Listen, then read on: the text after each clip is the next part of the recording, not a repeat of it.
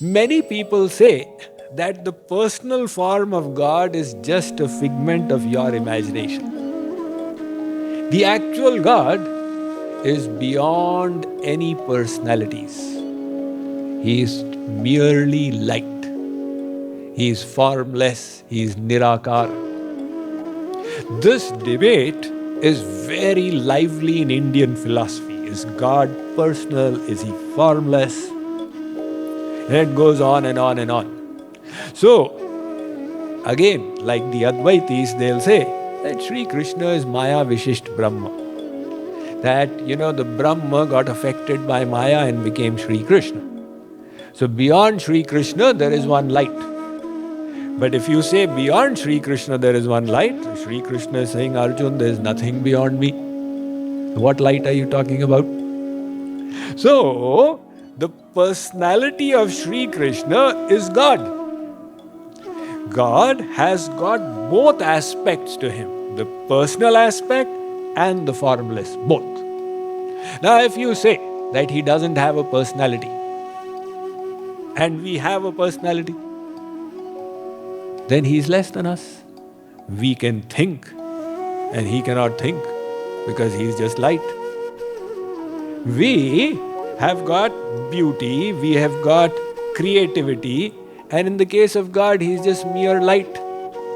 So why do you want to reduce God to lower than ourselves? If you accept that he is all-powerful, then you have to accept that he has the power to have a personal form as well. It's a different matter. Your interest is in the formless, so be it. Somebody's interest in the personal form, so be it. Dvevava brahmano rupe murtan chaiva murtan cha. The Chandogya Upanishad says God is both. He is formless and he is also having a form. So, this personal form of God, that is why the Vedas, they have the Mandukya Upanishad has an interesting mantra. It says, Saparega Chukramakaya Mavrana Masnaviram Shuddham Apapa Vidham Kavir Manishi Paribhu Swayambhu. It says, God does not have hand and feet. So we have got hands and feet. So this mantra says, God does not have hands and feet. Arey Swamiji, I was telling you that God doesn't have hands and feet. He is only light. But then the same mantra says, those hands and feet don't have any wounds in them. Now, what does this mean? When you say that he doesn't have hands and feet, then what is the need of saying they don't have any wounds in them? The meaning is that he doesn't have a material form like ours. We have got a form, a material form. This has got defects in it. And God has a divine form. So that divine form is beyond defects. So Sri Krishna says, Arjun, that is my divine personality. Hence, Brahmaji, he has prayed to Sri Krishna.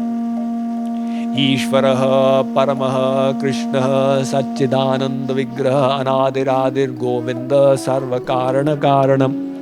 He says that the cause of all causes is the Supreme Divine Personality. In this case, Sri Krishna. Cause of all causes. A little bit of philosophy again.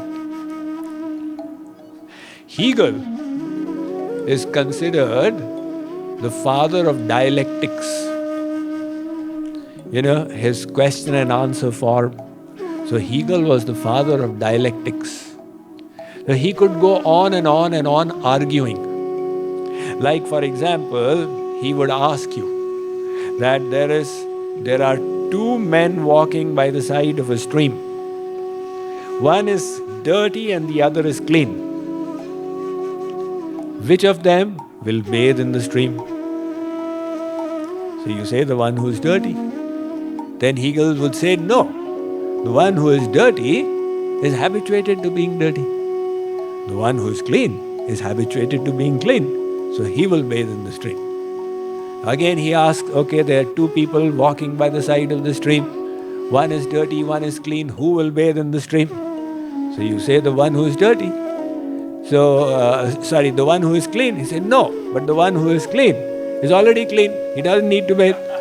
And he could go on like this. Once one lady approached him that I wish to marry you. So Hegel said, let me figure this out. He started writing out the pros and cons. And he kept on writing, and by the time he came to conclusion, that lady had married elsewhere and was a mother of 3.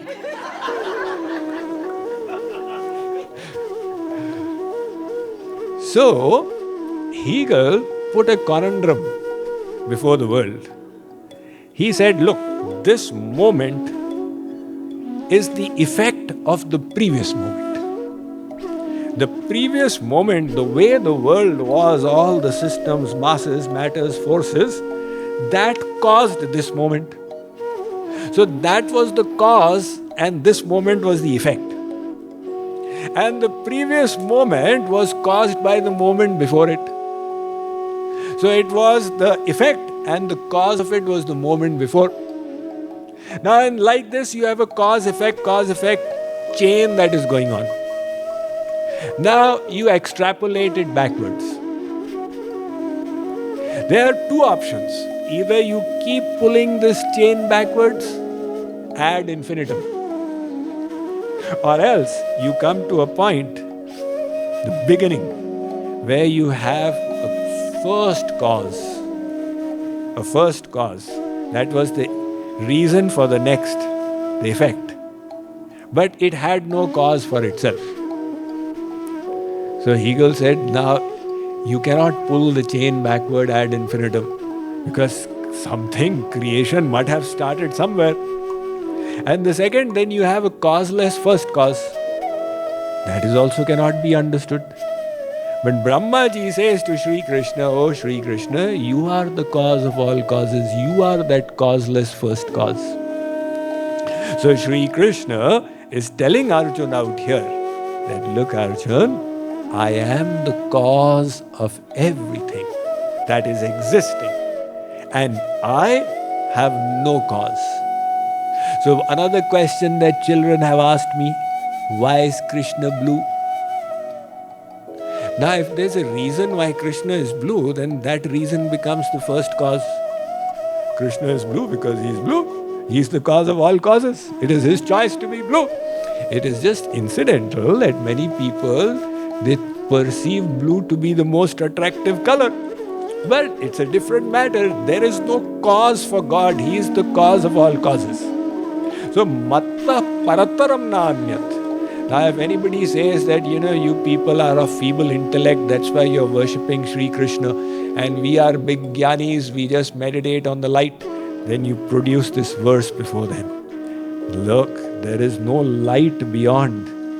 Krishna himself is the supreme divine personality. You wish to perceive him as the light, that's good. That is also an aspect of his personality. But if you wish to worship the Supreme as light, then remember, you cannot have any Janmashtami celebrations.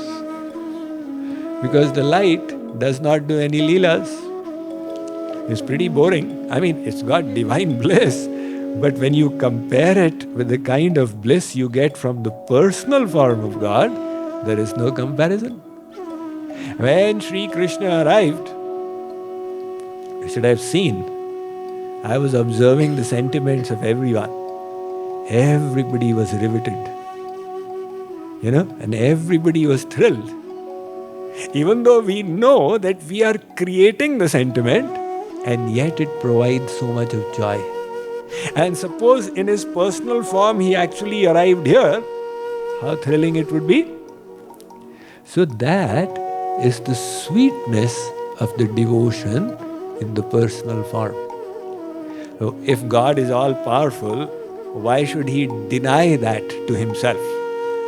He says, I don't have the ability to take a form, so I am only a light. If that was the case, then he would not be all powerful. And if we accept he's all powerful, then he's Satya Sankalp. Whatever he wants, he can do.